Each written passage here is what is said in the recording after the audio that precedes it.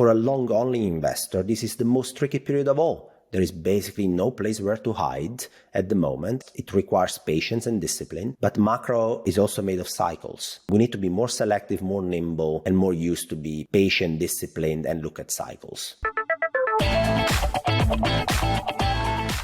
Welcome to the Millennial Investing Podcast. I'm your host, Rebecca Hotsko, and on today's episode, I am joined by Alfonso Peccatiello. Welcome to the show. Hi, Rebecca. Nice to be here, and well done, by the way, on the spelling of the surname. Thank you so much. We had a little practice run before this. So I'm so excited to have you on today. We're going to dive into a lot of great topics related to the central bank's policies. I just thought this was so relevant to kind of talk about today because I recently had on a guest, David Hay, and he talked about how he believes the Fed's policies have led us to be in the biggest financial bubble in history. And so I just kind of wanted to talk about these more in detail. What is QE? What is corporate bond purchases? And what do they actually mean for the stock market and the economy? Yeah, that makes a lot of sense. Great topics, I have to say. And there's a lot of misconception, Rebecca, in the financial industry. I worked for a bank for 8 years. And I can say that even within the banking system, still 20, 30 years after Japan did quantitative easing for the very first time, we still have quite a lot of misconceptions going around. Yeah, I actually worked at the Bank of Canada for, it was 2 years, and I kind of worked on the unconventional monetary policies in 2020 before I left. So it was just, it gave me like great insight of how they work, but it was only after working on it for 2 years did I really start to understand it. So it's a big topic. I'm excited to dive in with you today on it. So kind of just to start off and set the stage, can you explain to our listeners what conventional monetary policy is and kind of what are the main tools the Fed can use to achieve its two-part mandate? Yeah, it's a very good place where to start. And while people that have been in markets or following markets for the last 15 years are basically used to one conventional monetary policy tool, which is the Fed funds, effectively federal funds rates. Actually, historically, the Federal Reserve had two conventional tools to try and drive their mandate achievement, which are the federal funds rate, but most importantly, the open market operations, let's say. So basically the reward that they were giving banks, or the price, let's say, for bank reserves, the yield on bank reserves. So first we need to discuss that for a second. So in an environment pre-great financial crisis, the amount of reserves in the system in the US was actually pretty low. We're talking in the billions, while, as everybody would know, today, after the great financial crisis, with many rounds of QE, the amount of excess reserves in the system is in the trillions. So we're talking about different zeros less. So when basically there is an amount of reserves which is in the billions, effectively by both by changing the reward that banks got on these reserves, effectively the central bank could kind of steer short-term interest rates as well. And let me try and explain how that works. So try and effectively imagine that these bank reserves are nothing else than interbank money. So this is money that we can't use. So we as the private sector cannot go and buy bread or a house with bank reserves, but banks can use and do use to transact between each other. So, I don't know, JP Morgan can pay Goldman Sachs in bank reserves, for example. Now, before the great financial crisis, as I said, basically the Federal Reserve tried to steer the short-term interest rates by trying to adding and removing a specific amount of these interbank reserves. Generally, pretty small changes were enough, and also trying to effectively lead in this way to a scarcer or less scarce supply of bank reserves that could drive as well the prevailing interest rate that banks were asking were lending these reserves to other banks. Now, so lowering the supply of reserves, basically the Fed would force financial institutions to bid up the price of Fed funds, which are, again, the rate at which banks lend reserves to each other. And so they would get higher interest rates and vice versa in the very front end. And everything went pretty smooth because the amount of reserves in the system was limited. And banks had an interest in getting these reserves because they could pay each other and settle against each other with these reserves, Rebecca. But then after 2008, what happened was quantitative easing at a very large scale.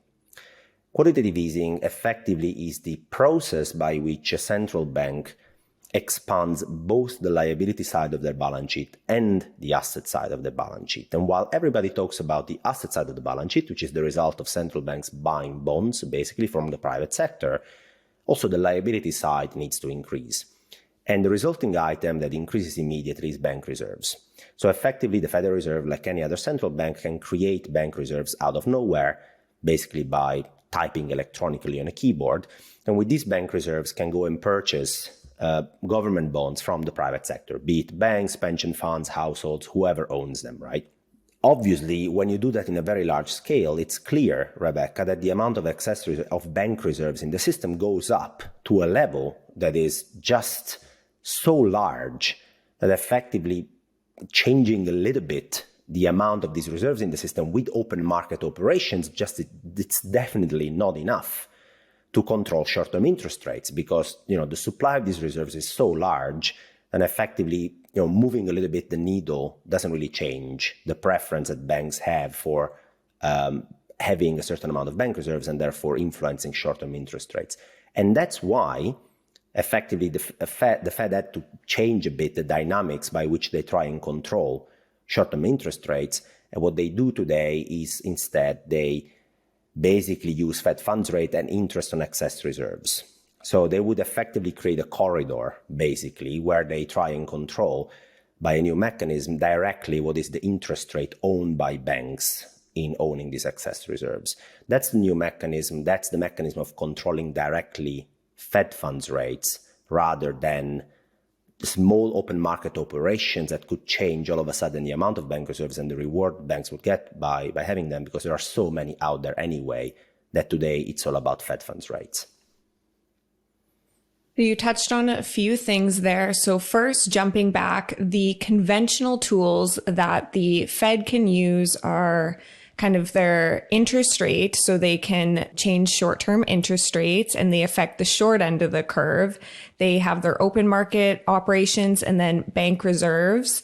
But then on the unconventional side, you started to mention QE. So that's kind of the first unconventional monetary policy that we'll be talking about today. And you jumped into kind of why they do this, how they do this. And so I think it would also just be helpful to take a little step back and just talk about why they have to resort to these unconventional policies in times of crisis. Why can't they just, I guess, use their conventional policies as well? Yeah. So let's say a conventional policy after the great financial crisis, it's very intuitive and it's lowering interest rates where inflation is undershooting the central bank target or otherwise increasing it like it is today when inflation is overshooting the federal funds or the Federal Reserve target. Now, one of the problems has been that central banks had undershot their target for basically a decade across the world. So a crystal clear example would be Japan, whose core inflation has been negative 0.2% for 20 years on average. So not only they have not reached their 2% target, but they haven't even barely achieved any inflation at all or avoided deflation, which is in a credit-based system is actually quite dangerous as a situation to be in. We can chat about that later. But effectively, the point is that once you try and use all your conventional tools and still you don't barely get there, let alone in inflation itself, not even in inflation expectations close to your target, you need to resort to new instruments, Rebecca. And that's a matter of credibility. So when talking to central bankers around the world, because of my previous job, you realize that one of their biggest incentive schemes is to make sure that their credibility is actually pretty high across market practitioners, because anchoring inflation around 2% makes their job much easier in trying to achieve their target at the end of the day. And if people don't believe that they're able to get there, it's going to be much harder actually to get there. So when you don't get there, you resort to unconventional tools. And unconventional tools are basically stronger set of tools that would try and make you more credible in achieving your targets. Quantitative easing has been the very first one used in large scale, first in Japan, then in the US, and then in Europe as well, then in the UK, then in basically every jurisdiction in the COVID crisis. And the reason why quantitative easing is really used is that in central banking jargon, it helps the transmission mechanism of monetary policy. And so how that works is if central banks buy government bonds from the private sector, they are effectively going and changing the composition of the portfolio of the private sector. So think about a pension fund, Rebecca, owning a bunch of government bonds and then equities, credits, and other risk assets to try and generate a certain return that they use to then be able to pay their pension contributions to their clients over the next 30 to 40 years. Now, if the central bank unilaterally decides that this pension fund needs to have less bonds in their portfolio because they're basically forcefully being taken away by a central bank that bids up the price until somebody in the private sector is forced to sell them the bonds, the pension fund will now have a portfolio composition which is different. They will have equities, credits, bonds, but then less bonds than before, and they will have instead bank deposits. So they will have a deposit at their bank they're banking with. It could be JP Morgan, it could be Goldman. Now, a pension fund obviously needs bonds, Rebecca. They need bonds for fixed income returns. They need bonds to hedge their liabilities because, these liabilities are very long in time. They're 30 years, 40 years. So a pension fund needs some kind of fixed income exposure on the asset side to make sure that risk is somehow hedged. And so once the central bank is effectively removing from the system on aggregate these bonds, at some point, when volatility is suppressed, when the signaling mechanism of this quantitative easing works as well through the system so that volatility calms down and credit spreads start to tighten a bit, it's very likely that over time, the private sector actors will try and rebalance their portfolios. They will try and buy back those bonds. They will try and go after some very safe credits first, some really good investment grade corporates, because they need some fixed income exposure. So you can imagine, you can start to picture how this portfolio rebalancing mechanism works and how this helps monetary authorities to have their transmission mechanism fed into the economy. Because as these risk-free yields, basically government bond yields, especially real yields, start to mechanically drop as the central bank is effectively pinning the price of these government bonds to a certain level, there is over time a cascade effect into riskier asset classes. First, the safer part of the riskier asset class spectrum, which then feeds into riskier and riskier asset classes, which means capital effectively flows towards a broader sector of risk assets and therefore towards the private sector. And as credit flows there, the hope of central bankers is that this will stimulate economic growth, investment, etc., and ultimately generate some inflationary pressures. This unconventional tool has been used pretty broadly. I guess listeners will be familiar with that.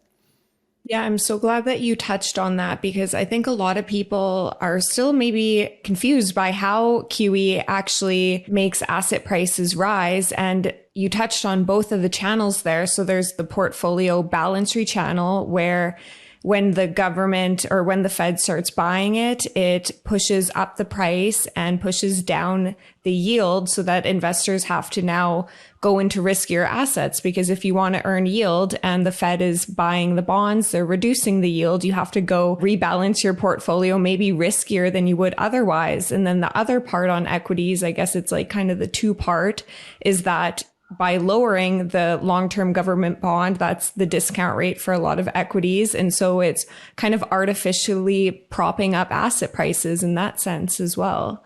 Yes, that's indeed the dual channel that basically works through actually pushing up asset prices, one should say, first, and then central bankers hope that because of this lubrication of the credit channel mechanism, effectively then money will flow towards the private sector and therefore activity will pick up and therefore with a lag, inflation and inflation expectation will trend towards their target again. Now, there are caveats, of course, Rebecca, and the first one is that if you lower the price of safe assets, so let's say government bonds, if you lower real yields there, risk-free real yields, it's not automatic that risk assets will get a bid and will, of course, rally together with that. The reason why it's not automatic is that risk premia are the difference that actually needs to remain very narrow. Because there have been periods in the past where government bonds didn't yield much in real terms, but people were very scared about a recession, earnings slowdown, labor market weakness, and therefore they would be very hesitant in actually buying risk assets, equities or credits, for example, despite very low level of real yields in the government bond space. So one of the main channels, I think, and objectives of the central banks when doing QE, rather than lowering real yields per se straight away, is actually to suppress volatility. So I want to make sure that this message comes across, because when volatility is actually suppressed for a while, the way investors behave is at the very beginning, Rebecca, they might be scared.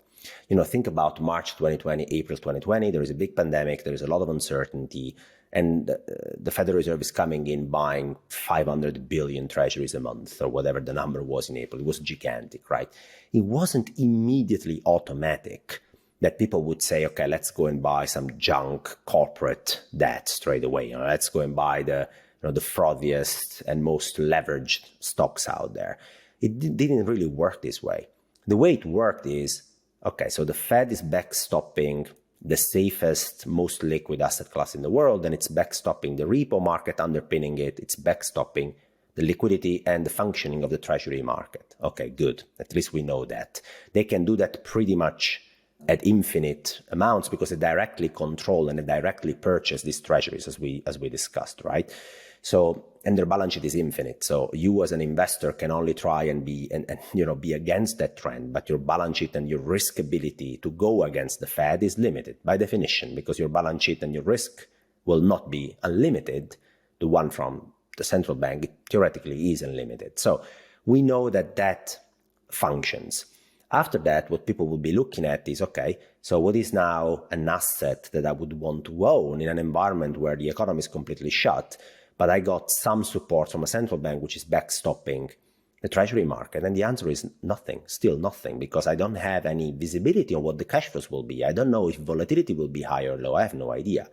So for a while, actually, the objective of the central bank is not to make credit directly, money directly flow towards the riskier spectrum of risk assets, but it's rather to suppress volatility. And once this volatility is suppressed for long enough, and once the system is flooded with reserves, and once these government bonds are taken away from portfolios for a long period of time, which can be a month or 3 months or 6 months, at some point, the combination of this portfolio rebalancing effect, lower discounting rates, and most importantly, lower volatility for a longer period of time will ultimately drive investors to try and seek some risks in their portfolio, especially if the economy is also collaborating. And that's the entire setup that you need to make sure that these unconventional monetary policy tools kind of work. And in the past, the track record has been pretty good on asset prices, pretty mixed on helping central banks achieving their inflation targets. So I read an interesting article. I remember this back in 2020, and I went and found it for this interview. And it said that without the Fed conducting QE, the stock market should actually be trading closer to 1,800 rather than 3,300 that it was trading at the time. And the NASDAQ should have been closer to 5,000 rather than the 11,000 it was trading. So this is because, like we were talking about, the financial crisis where the Fed, their monetary policy actions propped up asset prices that much. It kind of just makes me wonder, now that we've gone from billions of QE to trillions, what level the S&P should be at now. Do you have any thoughts on that? Yeah, so the very tight relationship that's been drawn and actually used as a reference many times between the Federal Reserve balance sheet and the S&P 500, let's say, it's a relationship that has truth in it, but also must be taken with a pinch of salt. And let's discuss that for a second. So first of all, it's not about the Fed balance sheet, but it's mostly about one item of the Fed balance sheet, which is the amount of bank reserves. Because while on the asset side, the Federal Reserve today mostly owns government bonds as part of its asset side, on the liability side, there are actually three drivers of the Federal Reserve liability side, which are bank reserves, the Treasury General Account, and today the reverse repo facility, which is over $2 trillion. It's a very large driver of the liability side of the central bank. Now, not all these drivers act the same way, because the Treasury General Account and the reserve repo facility, those two items can be actually pretty volatile. So the government can draw down their Treasury General account at the Fed and decide to spend money in the real economy, or it can pump it up. But it will be very cyclical and generally a mean reverting process. So the government uses the Treasury General account as a liquidity buffer, basically, when it decides to top it up or to actually top it down and spend it in the real economy. But Rebecca, it would generally be a mean reversion amount, right? So it contributes cyclically to a higher or lower Federal Reserve balance sheet, but, not that much over the very long term.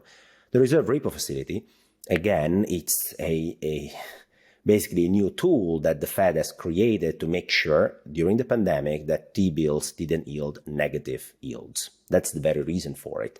Where Fed funds were at 0% and there was a large amount of excess reserves in the system, actually there was an incentive to try and park these excess reserves into short-term instruments. And many of the money market funds actually out there don't have an alternative when it comes to their mandate. They can't buy high yield. They can't buy investment grade bonds. They can't buy equities.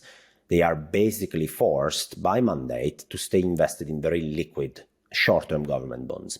And as there was not much supply into this of these government bonds, obviously the supply-demand picture was so skewed that as money market funds didn't have access to the Fed, they couldn't park money directly to the Fed. They were rushing into buying these T-bills. And as all of them were buying these T-bills, the yield was threatening to go negative. And the Federal Reserve didn't want to lose control of the short term of the interest rate market, and therefore effectively set up this facility to make sure that the money, the excess liquidity in the money market fund industry could flow into a facility where the Federal Reserve provided an access effectively to their liability side, and money market funds would have an asset to invest in, which wasn't T-bills, basically. And it would fit their mandate as well. Now, again, this is a large contributor of the Federal Reserve balance sheet, and the swings can be pretty large, but you can imagine that over time, the Federal Reserve would have an incentive to actually make sure that this facility is drawn down. So as long as T-bills are issued into the market and excess liquidity goes down, money market funds will fund back their investments, their typical investment pattern, into T-bills. We are left with the third side of the liabilities of the Federal Reserve balance sheet, which is bank reserves. And bank reserves are the most relevant of the three items, because effectively the Federal Reserve decides how many bank reserves are in the system at any point in time. A single bank decides whether they want to have these reserves, whether they want to have more of these reserves, whether they want to lend them away, or they want to get some more reserves on their balance sheet. But in aggregate, in the banking system, basically the Federal Reserve decides how many reserves are out there. And the relationship between bank reserves and the S&P 500 is one we can discuss about. And again, people are used to see bank reserves going up, the S&P going up, and therefore they also assume if bank reserves are going down, the S&P is supposed to go down, like we are seeing. And if you think about the portfolio rebalancing effect of a bank can own bank reserves. They are allowed to do that. They can own bonds. They can own investment-grade bonds, mortgage-backed securities in their portfolios, and that's pretty much it. Equities are a non-regulatory friendly item for banks. They can own pretty little of that under regulation in their liquidity buffer. It's mostly about government bonds, corporate bonds, well-rated corporate bonds, and mortgage-backed securities, and bank reserves. So the story goes as well that if you pump more bank reserves into the system, the aggregate banking sector will have to have more of these reserves. And as over time, these reserves become way too much, at some point, banks will decide to rebalance their portfolios and go and buy more corporate bonds, more mortgage-backed securities. They would extend into the riskier side of the regulatory allowed asset classes they can touch, basically in their liquidity buffers. And I have to say that this is basically what happens. I've worked in a bank for a pretty long time, and if you effectively leave this process unchecked and lower volatility for a long enough period of time, ultimately also banks will start to take more risks with their liquidity buffer. Again, it's not an automatic thing, because if risk managers are not happy with you taking a larger amount of risk in a certain corporate bond segment of the market, they wouldn't allow you to do that anyway, regardless of how many bank reserves are there, Rebecca. But if banks would then bid up these corporate bonds, spreads will tighten, and that will make equities more attractive against corporate bonds. And so a global macro manager that is looking at all asset classes in the world will see that corporate spreads are very, very tight because maybe banks are bidding those up, while equities are very cheap against those, and it will be inclined to rather purchase equities than corporate bonds. And again, the portfolio rebalancing effect will work. So bank reserves are a good indicator, especially the rate of change of bank reserves is a good indicator of whether banks will be more or less inclined to take additional risks with their liquidity portfolios. But again, it needs to be analyzed within a context, and it can't just be drawn with a single line against the S&P and assume that it will just keep track of it. Super interesting, because I always read articles that kind of relate it to the total, Fed balance sheet, not just that one specific segment of it. So that's really interesting. So what is it kind of saying right now then? Have you looked recently? Yes, I have. So the amount of bank reserves is falling very, very quickly. And effectively, the reason is twofold, if you wish. The first is the most important and long-term one. Let's focus on that, is that the Federal Reserve is going through quantitative tightening. So quantitative tightening is the reverse process of quantitative easing, by which in a passive quantitative tightening, which is what the Fed is doing, which means the Fed doesn't sell actively bonds to the market, but the Fed just doesn't reinvest some maturing items on their balance sheet. They just basically decide not to reinvest those amounts. What happens is that as the Federal Reserve automatically shrinks the asset side of their balance sheet by not reinvesting these maturities, also the liability side of the balance sheet of the Fed needs to shrink, Rebecca, right? So as we discussed, there are three items by which this can happen nowadays: the Treasury General Account, reverse repo facility, or bank reserves. And so far this year, bank reserves have taken the brunt for this decline. Now, we could talk about why reserve repo and TGA influence that, but over the medium term, what's important for people to understand is that as the Fed will be doing more quantitative tightening, and we're talking about roughly $95 billion a month, that's the target, the Federal Reserve effectively intends to shrink the asset side by $1 trillion a year, roughly, something like that, right? $1 trillion is a pretty large amount, and it will result in roughly $1 trillion bank reserve less. Now, the reserve repo facility, the Treasury General Account could offset some of that, but the trend will probably remain, Rebecca, that bank reserves will be falling. So the rate of change of bank reserves will actually be negative, and that means that commercial banks will have their portfolios rebalanced in the opposite way. They will now have less bank reserves, which are a zero duration, zero credit risk, a very liquid, regulatory-friendly form of liquidity. Banks can lend these against each other. They can settle payments with these against each other. They don't have any credit risk, any capital attached to that. It's basically a deposit at the Federal Reserve, if you wish. And they will have, Rebecca, less of those, forcefully less of those, because the Fed is removing those from the system, which means the portfolio of a bank treasury department will at some point look like something that has an amount of bonds, and then has an amount of corporate bonds, an amount of mortgage-backed securities, and less safe, very safe and liquid short duration assets. So you can imagine that the bank treasury will over time be less inclined to take additional marginal risks out there. And also, in general, let's not forget that the government of the United States will keep issuing bonds in the meantime. So there is one of the marginal buyers out there is actually not buying treasuries anymore. And basically the private sector will be asked to step up and absorb more of the issuance coming from the government. Banks obviously act as a very large buyer of treasuries, but if they're very safe asset, the reserves are actually shrinking, and at the same time they're asked to actually step up as part of the private sector and absorb more government issuance coming their way, you can imagine, Rebecca, that they're clearing level, their reservation price basically to absorb more of these bonds will have to change over time, especially if those bonds are risky, especially if it's a corporate bond, especially if it's a mortgage-backed security. They will be a bit more reluctant to absorb those, which is exactly what we are seeing. And it's one of the reasons why credit spreads have widened, and one of the reasons why mortgage-backed securities are actually being hit pretty hard.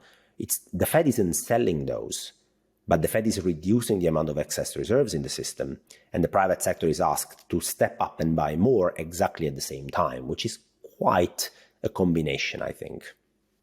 Yeah, I'm glad you mentioned that because I want to kind of get into the impacts of the Fed reducing its balance sheet. So, like you mentioned, since September, they started rolling off 95 billion every 30 days, I Yeah. believe. And so you kind of mentioned some of the impacts of this shrinking balance sheet, but can you talk about how that impacts interest rates? I read kind of an article that said 30-year fixed mortgage rates reached 6.12%, and in part due to the shrinking balance sheet. Can you talk about that link? I Yeah, think that's kind of often misunderstood. you're right, Rebecca. So one of the most common misconceptions out there is that when the Federal Reserve does quantitative tightening, yields are going to skyrocket. And that's because, basically the Fed isn't buying bonds and the private sector is asked to buy more bonds at the same time. So it must be that long-term yields have to go up to actually have a clearing price that makes everybody happy. Now, while there is a temporary truth to that, because as we discussed, the private sector all of a sudden is asked to absorb more bonds, that's correct, with less reserves in the system. Indeed, that's the case. But now let's talk about what a quantitative tightening process from the Federal Reserve does to the macro picture out there. So when you have a central bank that is effectively doing quantitative tightening, what they're trying to do is literally they're trying to slow down the economy. There is no other way to sugarcoat it, but the way it works is that they will make effectively credit more difficult to flow towards the private sector. Think about it as the opposite of the quantitative easing mechanism we talked about that lubricates the credit creation in the private sector. Quantitative tightening will be the opposite. It will basically make sure that credit flowing to the private sector becomes more expensive, more difficult to get. Basically, the Federal Reserve or central bank wants the economy to slow down. Now, think about 30-year bond yields. What are those from a macro perspective? They can be decomposed into the expectations of long-term potential growth rates, real growth rates of an economy, and long-term expectations for inflation that an economy will be able to generate, together with something called term premium, which we can quickly define. Now, think with me. If the central bank is slowing down the economy today, is making sure that the flow of credit actually slows down pretty materially, what is the central bank doing actually to these long-term growth and inflation expectations? It's actually hurting them. It's making sure that growth over the medium to long term will have to decline. And also it's making sure that, inflation, so basically nominal growth, will have to slow down to make sure that the Federal Reserve can have a more balanced labor market, etc., etc. It's a situation we're in today, by the way, where Powell has been very clear that he wants the economy to slow down so that he can actually slow wage growth and inflation down as well. That means that basically anything left unchanged, apart from that, yields are supposed to go down as a result of quantitative tightening, very long-term yields, because perspective for long-term real growth and inflation are being reduced by the activity of quantitative tightening of the central bank. And there is a term premium component, which basically would be the premium that investors require to buy 30-year bonds rather than to buy a 3-month T-bill and roll it over every 3 months for the next 30 years. Now, the premium that investors require to effectively lock in a 30-year bond today would, be pretty difficult to model, but let's leave that side of the equation out. Just I invite you to think about the fact that if a central bank is slowing the economy down directly via quantitative tightening, it needs to be reflected in long-term inflation and growth expectations, which are down. And on top of that, 30-year bond yields are much beyond the control of a central bank compared to front-end interest rates. And one of the reasons is that the very trend for long-term potential growth is not in the hands of central banks. If you think of an economy, Rebecca, long-term potential real growth is nothing else than the sum of the growth in labor supply and the growth in total factor productivity. So it's how many people actually actively work and contribute to economic growth. That's labor growth, labor supply growth over the long term, which is a byproduct of demographics. And the other thing is how productive these people are and how productive is the capital allocation we put through our economy. And if I look at the US, but also Europe, Japan, UK, any place in the world, China included, labor force growth, wow, that's something we need to discuss. I mean, the Chinese labor force will shrink by hundreds of millions of people, which is an impressive number over the next 20 to 30 years, simply as people age, they become older, and we haven't had enough kids basically over the last 10 to 20 years to replace people that are retiring. The amount of people in the labor force will be lower than it was 20 years ago. So the growth of the labor supply will be negative in Europe, will be negative in China, will be negative in Japan, will be just flat in the US, thanks to the fact that net immigration is pretty strong. That's also the reason why Canada is very keen in having positive net immigration numbers. It's because they effectively see this replacement necessary to keep the labor force growth at least flat. But flat isn't a good number when it comes to long-term economic growth. And then you have to think about productivity, which has been declining. So it means productivity is still positive. Of course, we grow our productivity levels in general, but the growth in productivity is actually stagnated to levels roughly in the 0.51% area of additional productivity per year. And the Federal Reserve doesn't have a direct impact on productivity, even less of a direct impact on demographics, which, if you think about it, makes the case for long-term economic growth and long-term inflation expectation to be already on a declining trend. And quantitative tightening just compounds that problem by slowing down the economy in the short term even further. So counterintuitively, quantitative tightening over the medium term leads to lower long-term bond yields, and quantitative easing, on the other hand, can lead to higher long-term bond yields because it can boost expectations for growth. It can boost expectations for inflation. It's pretty counterintuitive, but actually it's also an empirical evidence. Yeah, that's so interesting. I want to unpack a few things there because we talked about how quantitative easing I want to bring this back to the stock market impacts first. So quantitative easing, we kind of talked about the channels that it props up asset prices. So then quantitative tightening, should we expect kind of a similar asset decline in stock prices then? Is that why kind of the stock market reacts so negatively to these, the news of quantitative tightening, because it's the reverse? Yeah. So when it comes to quantitative tightening and stock prices, we discussed about the fact that quantitative tightening will reduce the amount of bank reserves in the system. So in the interbank liquidity will basically go down, and that should lead to banks being much more reluctant in taking risks, and therefore equity valuations could be hit by that. That's one part of the story. The second one, Rebecca, is that we so far discussed about the money that banks use, and that's bank reserves. But what about the money we use? So the money we use is not bank reserves, we said it before, and it's not really cash nowadays. Cash only accounts for 3% of transactions and volume of private sector transactions in general in advanced economies. 97% is bank deposits. So it's basically transferring digits from a bank account to another bank account at the end of the day. That's 97% of the money that the private sector uses. Now, I actually created a metric that tracks the rate of change of the bank deposits, so the money that we use, in the non-financial private sector in the 5 largest economies in the world. So that would basically track the amount of bank deposits sitting on our balance sheet, Rebecca, on corporate's balance sheet, mostly. Those are private sector entities that drive economic growth. They drive real economy activity, right? And if you look at the rate of change in these bank deposits, basically that's the money for the private sector, if you wish. But not a bank deposit owned by a pension fund, not a bank deposit owned by PIMCO. They cannot spend it on bread. They cannot spend it on a computer. They can only, again, buy an asset with it. But I, a corporate, we can make investments. We can do proper spending. So if we track the amount of money for the real economy actors, for the private sector, we track the rate of change of those amongst the 5 largest economies in the world, that metric I created is declining at the fastest pace in decades.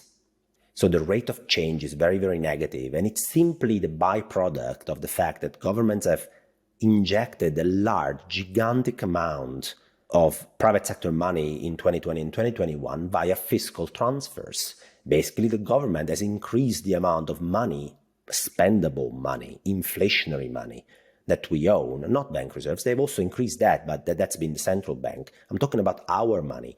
The rate of change has been so positive that simply mechanically speaking, Rebecca, unless the government would repeat the same operation or banks will start lending all over the place, the rate of change in 2022 will be very negative because there's been no incremental fiscal spending at all. On the other hand, actually, there has been some fiscal tightness. See, the tax season in the US was massively positive, which means that the government is taking money away from the private sector. It's increasing its tax base. So we as the private sector are getting less incremental money. The rate of change in the private sector money across the 5 largest economies in the world is actually really, really negative. So the combination of drop in interbank money, which drives appetite in taking risks, basically starting from bank and then through portfolio rebalancing effect through other financial actors, summed with the fact that private sector money, the rate of change of this private sector money has also declined very materially, is basically setting the stage for the worst possible setup for risk assets out there, because real economic activity will obviously fall if the private sector has less money, spendable money at disposal, and at the same time, financial economic activity, let me call it like that. So the risk sentiment, basically the animal spirits in markets, the valuation side of the stock market, total return will also take a hit. And that's exactly what we are seeing happening in 2022. Wow, that's so interesting. So it's basically the 5 largest economies you said are in the worst possible situation right now. The Fed, we talked about how they're kind of reducing their balance sheet now. They kind of upped the amount that they're selling or rolling off their balance sheet. But a lot can kind of change then. And the Fed has done this in the past crisis, like 2008, 2009. They had to stop tightening because the financial markets couldn't handle it. So I'm just wondering if you think that what would cause the Fed to kind of abort their mission and maybe go back to easing? I actually published an article on my newsletter, The Macro Compass, I think it was in July, where everybody was very excited about the pivot. And the article was called Fed Pivot, My Alf, let's say my Alf. It wasn't really my Alf, but you get the message. So the point was that you need to understand the incentive scheme of central bankers here, Rebecca. And Powell has, I think since December, actually tried to convey the message that inflation and inflation expectations, he didn't really like those, and the trend that they were having, very upwards, very uncontrollable. And he was very keen in making sure that markets understood that his main objective is credibility in achieving his inflation target. And if inflation expectations are north of 3% and realize the inflation is 9%, obviously, he's not credible. He needs to regain that credibility. Now, obviously, there are trade-offs, and people are used to see these trade-offs play out. And you mentioned a couple of those. The 2008 crisis, you mentioned, one can mention 2018, a very recent episode where the Federal Reserve was tightening. And then at some point, something broke in the equity market. We had a very large drawdown of 20%, and Powell pivoted straight away in January 2019. This time, now I'm going to use a very expensive set of words in finance, which is this time is different. Now, this time is different in this case only refers to the incentive scheme that Powell has in front of him, which is a complete risk of loss of credibility, total loss of credibility in achieving his inflation target, which, as we discussed before, credibility is the strongest asset of a central bank. And he needs to regain that credibility. I've talked to many central bankers in the past, and they really hate situations where they lose control. A central banker wants to make sure that he can keep things within controllable framework. So let's say if inflation expectations are anywhere between 1 and 3%, if they're 3%, okay, it needs to tighten a bit. If they're 1%, it needs to ease a bit. But if inflation expectations are 0% or 4%, then the situation becomes much more complex. And the reaction function of a central bank is not linear anymore. They have to put themselves in front of markets and say, hey guys, maybe we will make sure that inflation is at our target, and trust us, it will be enough. And that's exactly the words that Powell used in his last press conference. And trust me, the hiking path we'll go and proceed with will be enough to restore credibility on inflation. Now, that means that the trade-off between Powell being very firm on that part of his mandate and keeping policy tight against breaking something, whatever it is, Rebecca, the labor market, the stock market, the credit market. This time the trade-off is very, very skewed towards Powell keeping a tight policy until something extremely serious happens. And a 20% drawdown in the equity market does not fall into the category of extremely serious happens. Now, $32 trillion have been wiped out in wealth from global portfolios, liquid assets only I'm talking about, and the real estate market will probably have to decline a bit from here too on top of that.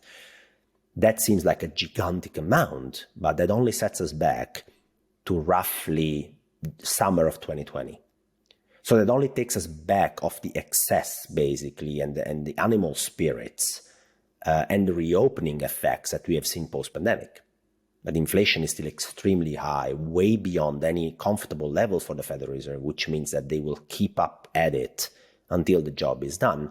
And they're also very honest, I should say, to a certain extent, by saying, and I'm quoting Powell in the Jackson Hole speech, that the household sector will need to go through some unfortunate pain. Those are the unfortunate consequences of having to slow down inflation. Those are Powell's word and not mine, which I think are very, very loud and clear. Yeah, I'm glad you mentioned all that, and that maybe seems it's so relevant today. And I ask that because of what's kind of happening with the Bank of England right now, how they pivoted. And I was hoping that you could talk about that a little bit, because it kind of set off a warning signal. If they're doing that so quickly, will other central banks have to do that as well? Can you talk a bit about what's going on there? Yeah, so that was a pretty serious event. It's a bit technical, but I think we can try and simplify it for the audience and make it clear. So what happened there was the following. The United Kingdom is a place that is extremely dependent from the outside world. And it is when it comes to goods and services, and it is when it comes to funding, to financial funding. And the way you can see that, Rebecca, is in the fact that current account deficits are a commonplace in the UK. So the UK basically imports goods and services more than it exports to the world. So it is dependent on net imports from the world of goods and services. And on top of that, it has an extremely negative financial account balance, which can be summarized into the net international investment position as percentage of GDP, which is nothing else than a measure of how much a country owes or actually lends to the rest of the world when it comes to financial accounts, right? So the UK basically requires external financial funding from the world to support their deficits, basically speaking. Okay, so they have two deficits. They have a current account deficit, they have a financial account deficit, if you wish. They now have an inflation problem, as any other jurisdiction in the world, but they start from a relatively weak setup of twin deficits, basically. And on top of that, they just had a government that decided to add a third deficit into that, which is a fiscal deficit. So they went with a program which was a fiscal largesse announcement, basically. And right now, when you have an exogenous shock with energy imports that are becoming more expensive, you have an inflation problem, then you have a financial account deficit, then you have a fiscal deficit. I'm sorry, but the market had enough of it and just went after both the sterling and the UK bond market, which is a typical reaction of market going after an emerging market setup, basically, where they basically say, guys, we are not going to fund you anymore unless you give us a much weaker currency. To make it more palatable for us to invest in the UK, we need a weaker sterling, so we're going to force it into you. Or alternatively, if bond yields are much higher. So we need some compensation, actually, to fund the UK's external deficit position. And that's what was going on. So, of course, their central banks are the only entity left to try and stem that. And what they can do is to say, okay, we hear you. We're going to try and protect the currency if we want to fight you, or we're going to try and give you some higher yields. So we're literally going to raise interest rates in the UK to make it at least palatable for you guys to keep money invested in the UK. And that was the Bank of England plan to raise interest rates, not because they wouldn't want to defend the currency, but because they couldn't. The amount of foreign exchange reserves held by the UK is extremely low. So the UK has dollar liabilities, foreign currency liabilities, both in goods and services, but also in financial accounts, Rebecca, but it doesn't have dollar assets, net dollar assets to defend their currency, because of course they could sell those and buy back the sterling and try to push it up, but they don't have that. Switzerland has a lot of those. Japan has quite a lot of those. China has quite a lot of those. The UK doesn't. So at that point, the alternative was to raise interest rates only. And I'm going to stop here because I see you want to ask a question. Yeah, I just want to kind of clarify. So that wouldn't potentially happen in the US, or it'd be unlikely because we don't have the same issue. In the US, they're not lacking those assets to make up the foreign reserves. Now, the interesting thing about the US is that the US is required to export dollars abroad. The system is a dollar-centric system, Rebecca, where all the global trades, all the global goods and services transactions that happen around the world, all the commodities trades, all the foreign denominated debt issuance, it's all denominated in dollars. So the US is literally required by the global setup we have to export the global reserve currency. The US owns the denominator of the problem. The US basically issues the denominator that is used to transact in goods, in services, in commodities. It is used to issue and denominate foreign debt. So the US is in the opposite situation. They do have current account deficits and fiscal deficits and a negative net international investment position by design.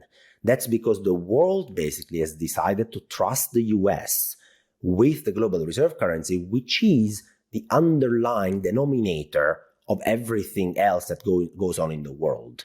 So the setup is relatively similar when it comes to the fundamentals, basically. So current account deficits, net international investment position, fiscal deficits, all of those are true for the US too.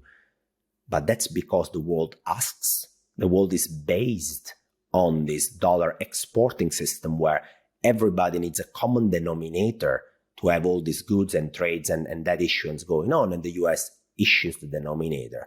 The sterling doesn't issue the denominator of all of that. The sterling literally just needs foreign funding coming into the into the UK.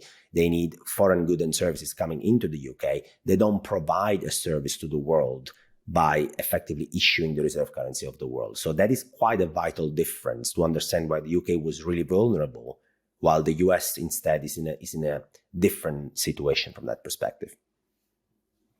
Let's talk a little bit about the recent strength in the US dollar. So can you explain what's all at play there, and then what would maybe cause it to break eventually? Yeah, so the dollar strength is the byproduct of the dollar being the denominator of the problem, let's say. So let me try and specify. So let's say you are a Brazilian corporate and you basically export commodities or any other goods and services to the world. And you operate and you have a balance sheet and you want some leverage because you think that through some leverage, you will be able to expand your operations profitably. You will achieve a nice return on equity, you will use leverage, etc., etc. Okay. Now, because the dollar is the denominator of your exports and trades, you probably will want to have some of these issuance as well done in dollars, right? So you will want to issue dollar bonds. You will want to get your dollar funding. So you can use these dollars to basically keep and enhance this business model based on exporting goods and services denominated in dollars. Okay, good. So in times where global trades are actually growing and economic growth is actually nice, Rebecca, what happens is that this will work fine because your liabilities will be denominated in dollars, but you will be getting plenty of dollars in because you will be selling those goods and services and foreign trades will be picking up, and that's all fine and dandy, right? Nice. Okay, what happens when economic growth slows down? That's basically what's been happening over the last 9 to 10 months by virtue of central banks literally trying to slow economic growth down to achieve their inflation target, is that your global trades and the growth will actually slow down, which means you'll be getting less dollars. From the asset side of your balance sheet, from the income, you will be getting less dollars. Now, you need to pay dollar coupons and you need to service dollar liabilities, but you have less dollar income coming through. So what you will be doing is you have a problem denominated in dollars. That's what you have. You have a problem denominated in dollars. Okay, so at that point, the first reaction will be to try and get some hands on some dollars, literally. Okay, let's try and extinguish some of these liabilities, get some hands on dollar cash so that we can repay some dollar liabilities. You don't want that dollar liability problem, which can become bigger and bigger as the dollar appreciates. You want to try and get ahead of that problem by basically getting your hands on dollars that will allow to extinguish the dollar liabilities. So even if the dollar income dries up, you have at least have kind of solved your problem on the dollar liabilities, right? And that's a dash for the dollar. And so that helps basically the dollar appreciate because the deleveraging, so people trying to get themselves ahead of the problem, a problem denominated in dollar, when there's a deleveraging, the denominator of the very leverage that we built, the leverage of commodities, trade and exports and that issuance, the very denominator tends to appreciate because the problem is denominated in dollars. And that's right now what we are seeing.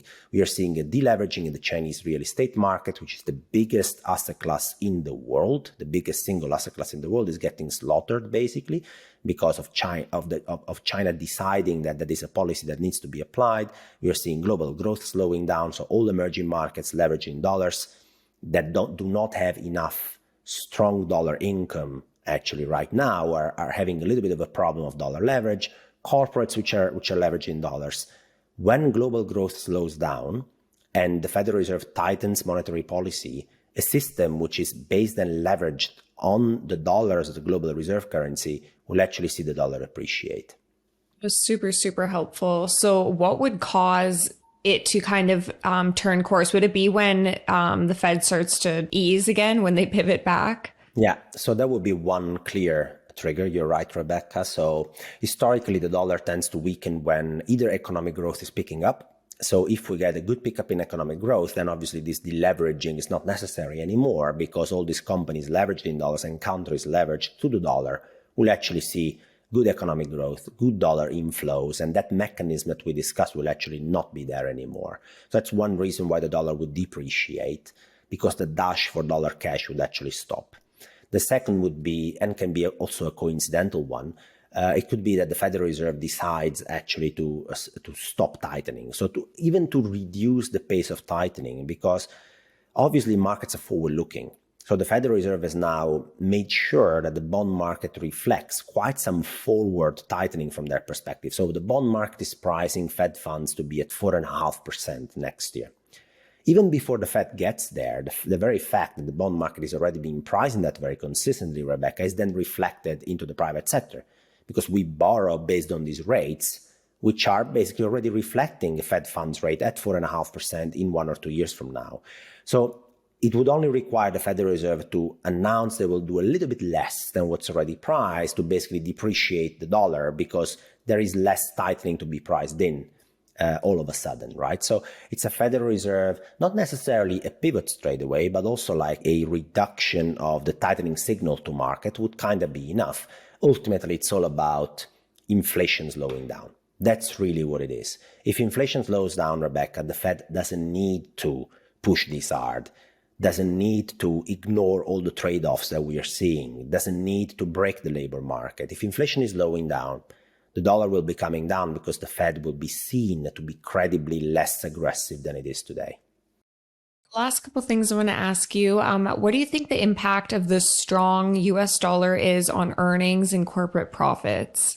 Good question. And I ran an analysis on the Macro Compass where I showed that a fast appreciation in the dollar actually leads to weaker earnings in the US. And there is a very simple reason for that. If you look at the amount of sales and revenues that US companies are generating from abroad, so not in the US, it's as high as 30 to 40% of their revenues and sales. It's pretty large because US corporates are mostly multinationals that have a very large presence abroad. So clearly, if dollar appreciates, it tends to weaken the foreign earnings they're able to do, right? Because simply their domestic currency is much stronger than it was before. So on a year-on-year comparison, earnings will be mechanically slowing down. So an appreciating dollar actually acts as a headwind for most of these multinational US corporates that are generating profits abroad. And they are a pretty significant portion of the earning per share in the S&P 500. Wow, that's really interesting. And then what about kind of the global impacts or exchange rate vulnerabilities of the dollar? I know you also wrote a great article on this recently. Yeah, so when it comes to other exchange rates against the dollar, I mean, right now it's it's mostly, I have to say, a broader risk sentiment story, and it's mostly what central banks will be doing to try and regain credibility on their FX perspective. So in the article I wrote, you can see that I use 6 indicators to try and understand whether, first of all, a country is well equipped when it comes to fundamentals to deal with this, and second, whether their policymakers are well equipped to deal with this. And a lot of this comes into the form of policymakers' credibility. And now the UK, for example, has lost quite a lot of it, because from a fiscal perspective, well, they just are doing the opposite that the market wants at this point, which is they're being expansive.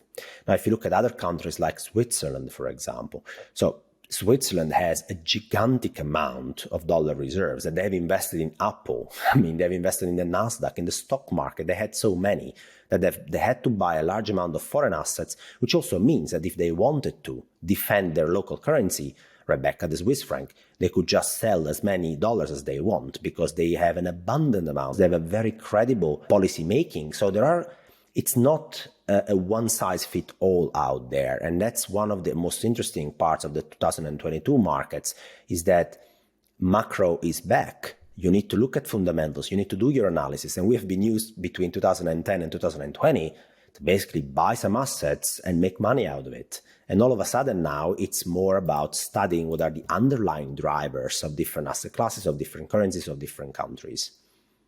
And last thing, if you could leave our audience with kind of one practical takeaway on how to maybe position themselves during this time, what would you kind of say? So I would say that, at least I would say what I do right now, which is visible on the Macro Compass. By the way, it's all public and free. So I've been extremely defensive in positioning this year. It's been mostly dollar cash. I am lucky to be in Europe from this perspective, which means that simply moving my bank deposits from euro to dollar has been a pretty decent tailwind for performance.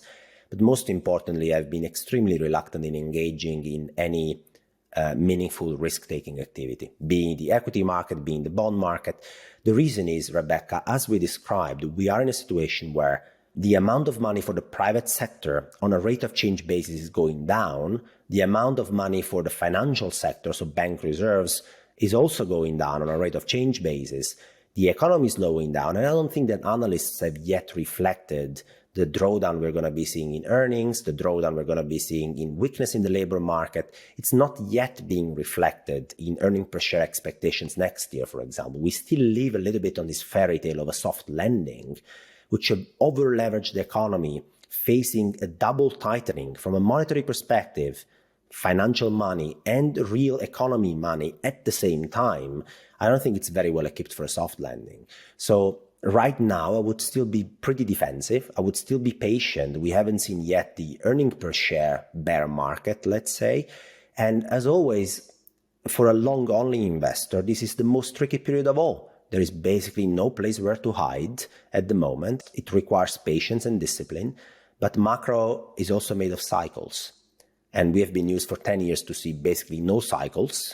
We have been used to see risk assets rally. We have been used to see central bankers backstopping any sell-off. Well, I would say that environment is not here with us anymore. We need to be more selective, more nimble, and more used to be patient, disciplined, and look at cycles. That was so great. Thank you so much, Alfonso. Before we close out today, where can the audience go to read your articles, learn more about you, and kind of connect with you? Yeah, so the easiest way would be to sign up to the free newsletter. There is no charge. It's called the Macro Compass. It's on Substack. So the link will be themacrocompass.substack.com. And it's a community of, I think, more than 100,000 people now. So thank you to all people reading my pieces. It goes out once a week, and it basically tries to apply my macroeconomic framework across asset classes, looking at a bunch of indicators from macro to central banking to anything that can move and influence cross-asset performance. And then it translates those analyses into practical portfolio allocation, both for a long-only investor and for a more tactical investor, which is maybe more interested in long-short positioning. Goes out once a week. It's free of charge. So that's the easiest way to get in touch with me and my ideas. The second one will probably be Twitter, I think, where I'm relatively active at the Twitter handle @MacroAlf. Perfect. I will make sure to link both of those in the show notes. I've definitely been enjoying reading your newsletter, so I'll link that below. Thank you so much again, Alfonso. Thanks, Rebecca. You've been an incredible host. Thank you. And then this is Bubble 3.0, which I would argue is the biggest bubble of them all. In fact, I think it's, as you know, one of our little catchphrases is the biggest bubble in recorded human history. And it really hit peak insanity last year.